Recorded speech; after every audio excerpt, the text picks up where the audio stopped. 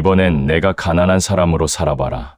평생 딸을 아끼고 지켜온 아버지가 꺼낸 말치고는 너무 뜻밖이었어요. 돈도 숨기고 배경도 숨기고 가족도 숨긴 채 낯선 도시에서 혼자 살아보라는 말이었습니다. 처음 들으면 냉정하게 느껴질 수도 있어요.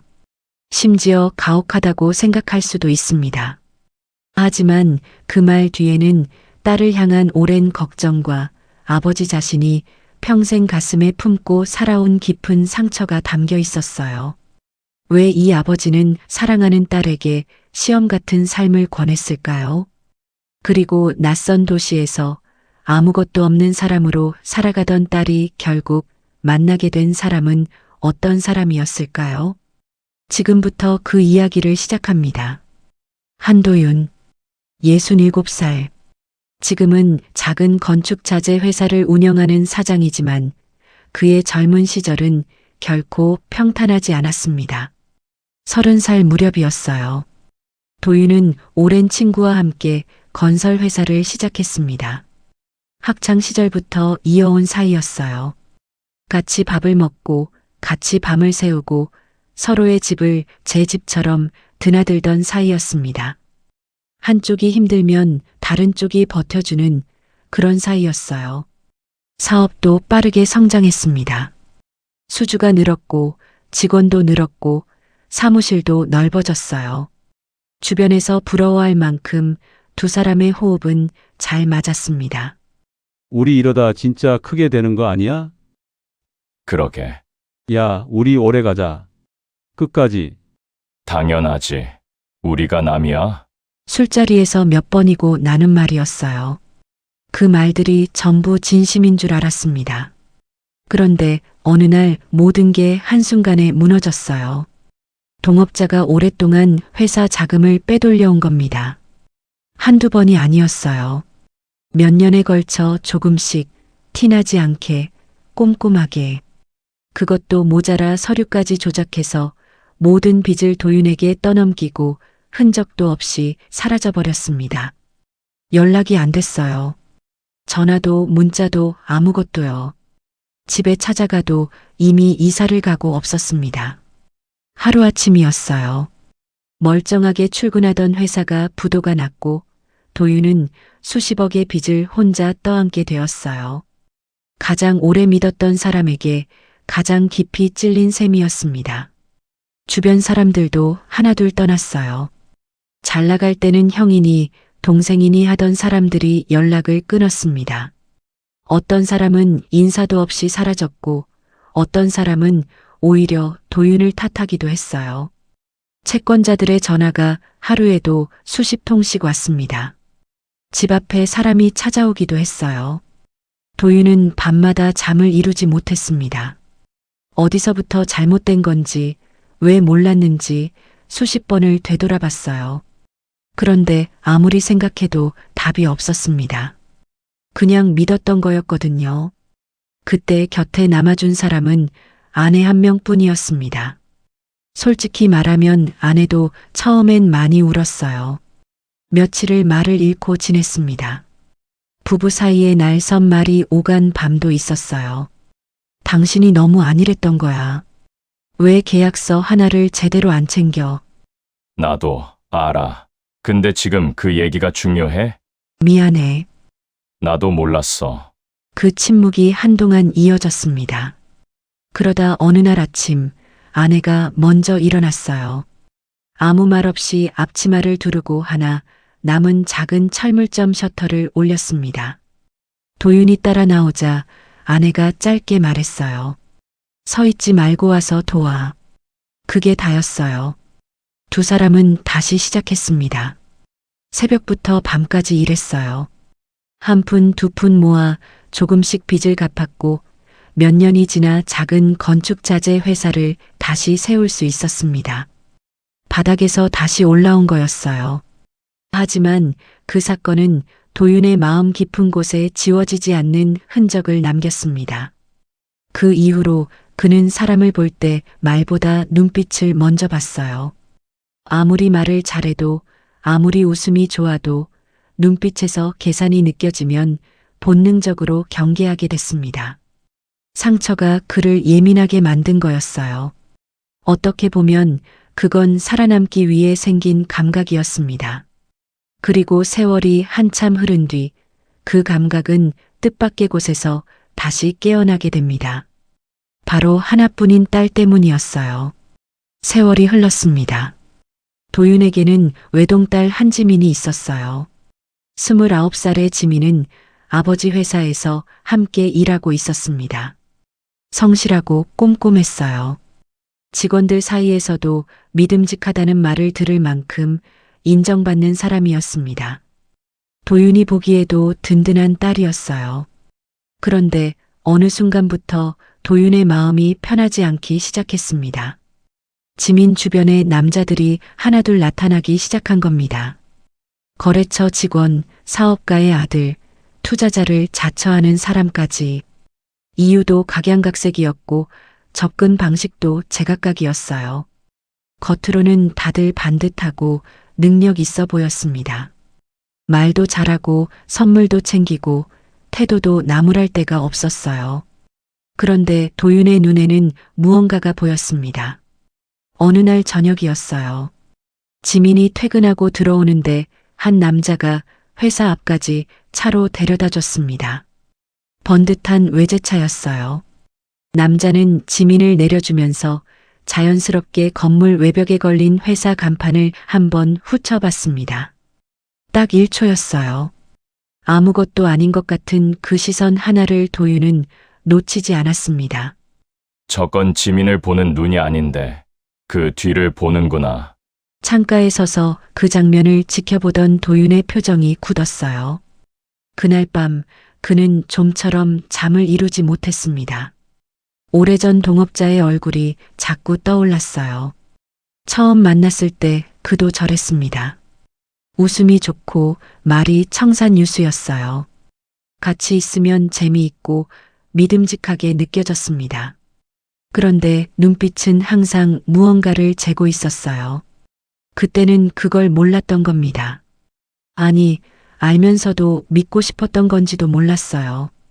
어쩌면 지민도 지금 자신이 젊었을 때와 같은 눈을 하고 있는 건 아닐까. 그 생각이 머릿속을 떠나지 않았습니다. 며칠 뒤 도윤은 딸을 조용히 불렀어요. 지민아, 저녁에 시간 있어? 응, 왜? 아빠가 할 말이 있어. 밥 먹으면서 얘기하자. 식탁에 마주 앉아 한참을 말없이 밥을 먹었습니다. 도윤은 쉽게 말을 꺼내지 못했어요. 지민도 눈치를 채고 조용히 기다렸습니다. 그러다 도윤이 천천히 입을 열었어요. 요즘 만나는 사람 있어? 딱히 만나는 건 아닌데 주변에 연락 오는 사람들은 좀 있어. 그 사람들이 너를 좋아하는 걸까? 아니면 내 뒤를 좋아하는 걸까? 그게 무슨 말이야, 아빠. 지민아, 아빠가 젊었을 때 사람 잘못 봐서 어떻게 됐는지 알잖아. 알지. 근데 그게 사업만의 얘기가 아니야. 사람 잘못 보면 인생이 통째로 흔들려. 아빠가 그걸 몸으로 배웠잖아. 지민은 아무 말도 하지 않았어요. 도윤은 잠깐 말을 멈췄다가 천천히 꺼냈습니다. 이번엔 내가 아무것도 없는 사람으로 살아보면 어떻겠냐. 집안도, 회사도, 아빠도 없는 사람처럼. 낯선 데서 혼자. 아빠, 지금 진지해? 그래야 진짜 사람이 보여. 배경 없애봐. 그래도 내 곁에 있어 주는 사람. 그 사람이 진짜야. 아빠, 나 그렇게까지 해야 해? 내가 사람 보는 눈이 없는 것도 아니고. 내가 없는 게 아니야. 근데 배경이 있으면 눈이 흐려져. 아빠도 그랬어. 아빠가 무섭게 얘기하는 게 아니야. 그냥 딸한테 상처받게 하고 싶지 않아서. 지민은 한동안 아무 말도 하지 못했습니다. 반박하고 싶었지만 할 수가 없었어요. 아버지의 눈에 걱정과 진심이 함께 담겨 있었거든요. 쉽게 꺼낼 수 있는 말이 아니라는 걸 알았습니다. 오랫동안 혼자 품고 있었던 말이라는 것도요. 딸은 천천히 고개를 끄덕였어요. 알겠어, 아빠. 한번 해볼게. 며칠 뒤 지민은 짐을 쌌습니다. 캐리어 하나, 작은 가방 하나. 아버지 회사 법인카드는 두고 갔어요. 통장에는 딱 석 달치 생활비만 남겼습니다. 출발하는 날 아침 현관에서 도윤이 한마디 했어요. 힘들면 언제든 전화해. 응. 아빠도 건강해. 버스가 출발하고 1시간쯤 지났을 때 지민은 창밖을 보다가 혼자 웃었어요. 내가 지금 뭘 하고 있는 거지? 29살에 고시원 가방 싸서 낯선 도시로 가고 있다니. 웃기면서도 묘하게 설레기도 했습니다. 그런데 막상 도착하고 나서는 설렘이 금방 사라졌어요. 고시원 방은 창문이 작았습니다. 누우면 천장이 바로 코앞이었어요. 짐을 풀고 나서 지민은 한동안 그냥 앉아 있었습니다. 회사에서 쓰던 자기 책상이 떠올랐어요. 모니터 2개, 정리된 서류함, 이름이 적힌 명패. 여기엔 아무것도 없었습니다. 자기가 누군지 아는 사람도 없었고요. 다음 날부터 일자리를 구하러 다녔습니다. 식당, 카페, 편의점. 이력서를 내밀면 대부분 똑같이 물어봤어요. 경력이 없네요? 네, 처음이라서요. 저희는 경력자 뽑거든요. 며칠이 지나서야 동네 식당 하나에서 연락이 왔어요. 일단 써볼게요. 근데 실수하면 바로 잘라요. 감사합니다. 첫날부터 실수했습니다. 주문을 잘못 넣어서 손님 밥상이 뒤죽박죽이 됐어요. 주인 아주머니한테 조용히 불려가서 한 소리 들었습니다. 다른 데서 뭐 하던 사람인지 모르겠는데 여기선 그거 다 소용없어요. 처음부터 다시 배운다고 생각해요. 그 말이 기분 나쁘기도 했지만 틀린 말도 아니었어요. 지민은 꾹 참고 고개를 끄덕였습니다. 시간이 지나면서 몸이 먼저 익숙해지기 시작했어요.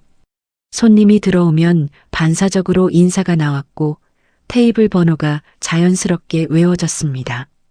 그런데 이상한 건 익숙해질수록 오히려 더 힘든 감정이 올라왔어요. 어떤 손님은 말을 놓았습니다.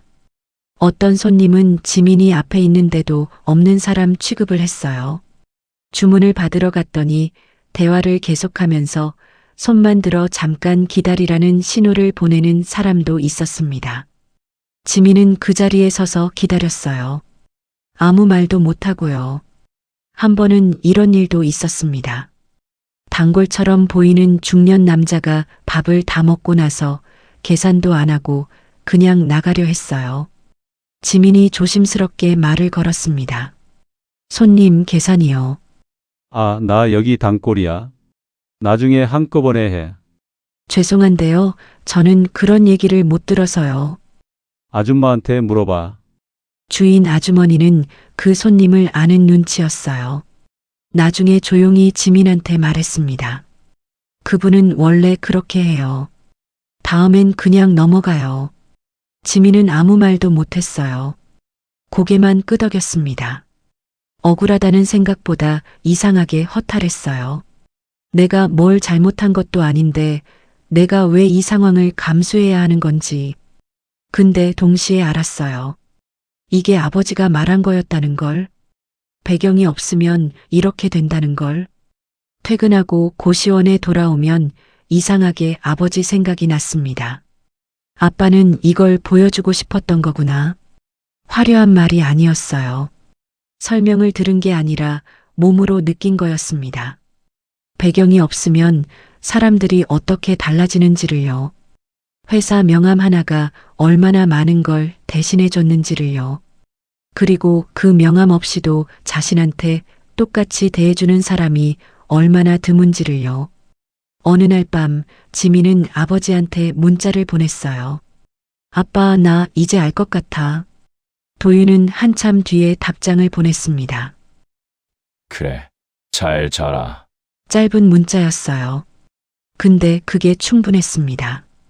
그게 아버지가 보여주고 싶었던 장면이었다는 걸 지민은 그제야 온전히 알았습니다. 그 식당에 자주 오는 손님이 있었습니다. 박준호, 33, 동네에서 작은 목공 작업실을 운영하는 사람이었어요. 딱히 눈에 띄는 외모도 아니었고 말이 많은 사람도 아니었습니다. 혼자 와서 늘 같은 걸 시켰고 밥 먹으면서 핸드폰보다 창밖을 더 자주 봤어요. 그냥 그런 사람이었습니다. 사실 첫인상이 좋지는 않았어요. 어느 날 지민이 주문을 받으러 갔는데 준호가 메뉴판도 안 보고 퉁명스럽게 말했거든요. 오늘 된장찌개 있어요. 네, 있어요. 맵지 않죠? 조금 얼큰한 편이에요. 그럼 됐어요. 다른 거 주세요. 다른 거를 뭘 달라는 건지 알 수가 없었어요. 지민이 멈칫하자 준호가 짧게 말했습니다. 아무거나요. 지민은 속으로 황당했지만 아무 말 않고 돌아섰어요. 아무거나가 어딨어. 근데 뭐 손님이니까. 결국 그날 제육볶음을 가져다 줬는데 준호는 군말 없이 다 먹었습니다. 그게 또 묘하게 웃겼어요. 그러던 어느 날이었습니다. 지민이 계산을 실수하는 바람에 손님에게 크게 혼나고 있었어요. 점심시간이 막 끝난 뒤였고 식당 안에 아직 손님이 몇 명 남아 있었습니다. 이거 계산이 왜 이래요? 내가 뭘 시켰는지 기억은 해요? 죄송합니다. 다시 확인해 볼게요. 다시 확인은 무슨? 처음부터 제대로 하면 되잖아요.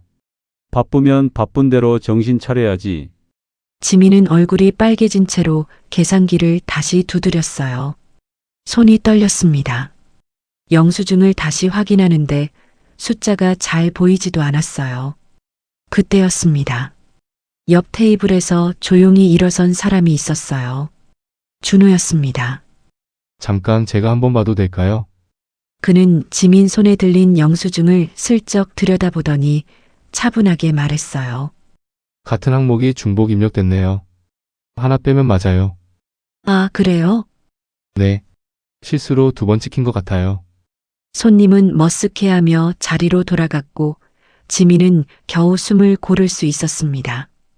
감사합니다. 괜찮아요. 준호는 그냥 자기 자리로 돌아갔어요. 더 말이 없었습니다. 그냥 당연한 일을 한 것처럼 밥을 계속 먹었습니다. 밥을 다 먹고 나서도 따로 말을 걸지 않았어요. 계산하고 조용히 나갔습니다. 그게 오히려 더 오래 남았어요. 그날 이후로 준호는 가끔 지민에게 말을 건넸습니다. 대단한 대화는 아니었어요. 오늘 많이 바빴어요. 네, 점심에 단체 손님이 와서요. 힘들었겠네요. 밥은 먹었어요. 아직이요.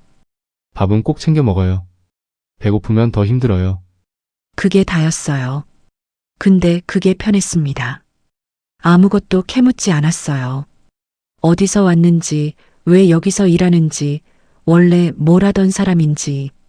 그냥 지금 이 사람이 오늘 힘들었겠다. 배는 고프겠다. 그 마음 하나만 있는 것 같았습니다. 지민은 그게 왜 그렇게 낯설게 느껴지는지 한동안 몰랐어요. 생각해보니까 여기 온 뒤로 그런 말을 들은 게 처음이었거든요. 어느 날 퇴근 무렵 준호가 먼저 말을 꺼냈어요. 저 작업실에 나무 다듬는 거 도와줄 사람 필요한데 주말에 시간 있으면 와볼래요? 용돈은 드릴게요. 목공이요? 저 그런 거 해본 적 없는데. 해본 적 없으면 어때요? 사포질은 누구나 할 수 있어요. 사포질이요? 나무 표면 갈아내는 거요. 생각보다 재밌어요. 그리고 솔직히 말하면 저 혼자 하기 좀 심심하거든요. 마지막 말이 웃겼습니다. 도움이 필요하다는 건지 심심하다는 건지. 지민은 잠깐 망설이다 웃었어요. 그럼 가볼게요. 주말에 작업실에 갔더니 생각보다 작은 공간이었습니다. 나무 냄새가 났어요. 준호는 작업복을 입고 이미 뭔가를 다듬고 있었어요. 지민이 들어서자 고개를 들고 짧게 말했습니다. 왔어요. 저기 사포 있어요. 결대로 밀면 돼요. 설명이 그게 다였어요. 지민은 멋쩍게 사포를 들고 나무 앞에 앉았습니다. 결대로 밀었어요. 사각사각 소리가 났어요.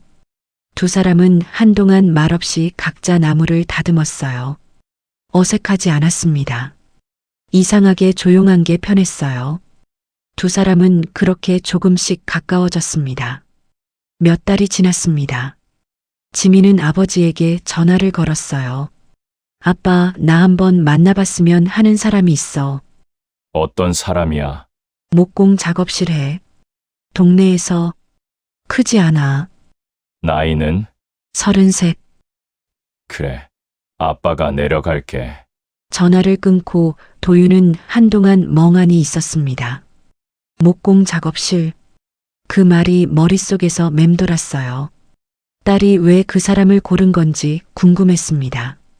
기대보다 걱정이 앞섰어요.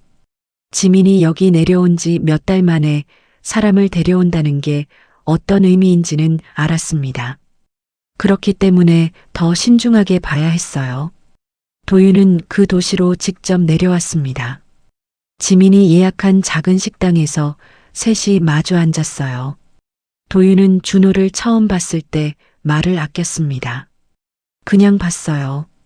앉는 자세, 메뉴 고르는 방식, 지민한테 말을 건네는 태도, 음식이 나왔을 때 누구 앞에 먼저 놓는지까지요. 준호는 긴장한 티가 역력했어요. 말수가 줄었고 물을 2번이나 따라 마셨습니다. 도윤이 말을 걸면 시선을 피하지 않고 대답했지만 어색한 건 어쩔 수 없었어요. 밥을 먹는 내내 도윤은 별말이 없었습니다.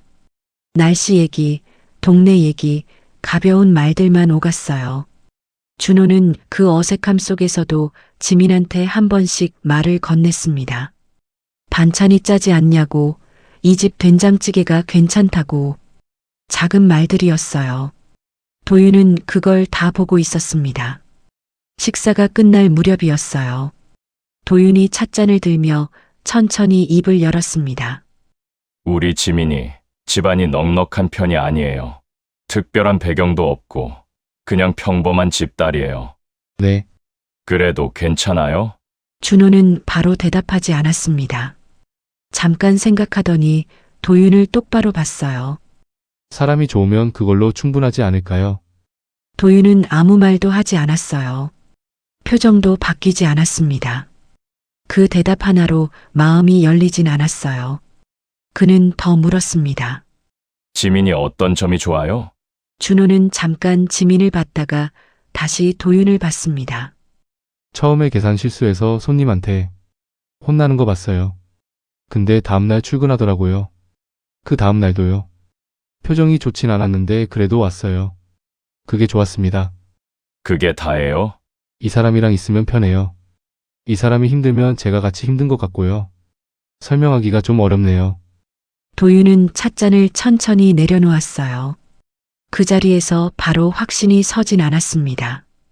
말이 번지르르하지 않은 건 좋았지만 딸을 맡기기엔 아직 모르는 게 너무 많은 사람이었어요.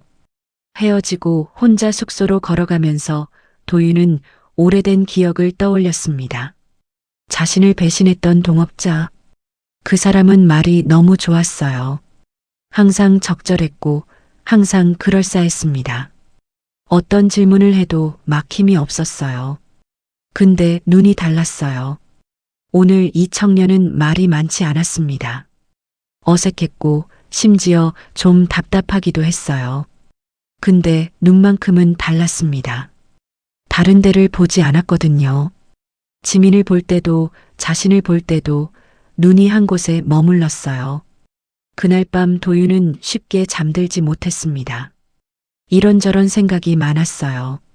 그래도 예전과는 달랐습니다. 불안한 잠이 아니라 뭔가를 천천히 내려놓는 밤이었어요. 이튿날 아침 지민이 조심스럽게 물었습니다. 아빠 어땠어? 모르겠다. 응? 아직 모르겠어. 근데 도윤이 잠깐 말을 멈췄어요. 눈빛은 나쁘지 않더라. 지민은 그 말이 아버지한테서 들을 수 있는 가장 큰 칭찬이라는 걸 알았습니다. 평생 눈빛으로 사람을 봐온 아버지가 꺼낸 말이었으니까요. 그리고 도윤도 알고 있었어요. 자신이 평생 사람에게 바랐던 게 결국 그 하나였다는 걸. 말이 아니라 눈빛, 조건이 아니라 사람. 그게 전부였다는 걸요. 사람에게 상처를 받으면 사람을 믿기가 어려워집니다. 당연한 일이에요. 믿었기 때문에 더 아팠고, 아팠기 때문에 다시 믿는 게 두려워지는 거니까요. 하지만 어떤 사람들은 그 상처 덕분에 오히려 진짜 사람을 알아보는 눈을 갖게 됩니다. 한도윤이 그랬어요. 그는 배신 하나로 인생이 통째로 흔들렸습니다. 그 경험은 그를 오랫동안 힘들게 했지만 동시에 그에게 다른 사람에게는 없는 감각을 심어줬어요. 눈빛을 읽는 능력, 말 뒤에 숨겨진 의도를 감지하는 능력, 그리고 그 능력은 결국 딸에게 가장 소중한 인연을 찾아주는 데 쓰였습니다. 지민도 달라졌어요. 아무것도 없는 사람으로 살아본 그 시간이 그녀에게 세상을 다르게 보는 눈을 만들어줬습니다. 그 눈이 있었기에 준호라는 사람을 제대로 볼 수 있었던 거예요. 어쩌면 우리가 살면서 겪는 아픔은 우리를 무너뜨리기 위한 것이 아닐지도 모릅니다. 누군가를 더 깊이 알아보게 하기 위한 과정일 수 있어요. 상처가 감각이 되고 그 감각이 결국 진짜 사람을 알아보는 눈이 되는 거죠. 그리고 그 끝에는 우리가 미처 기대하지 못했던 따뜻한 사람이 기다리고 있을지도 모릅니다. 오늘 이야기가 조금이라도 마음에 닿았다면 좋아요와 구독으로 응원해 주세요. 다음 이야기도 곧 찾아오겠습니다.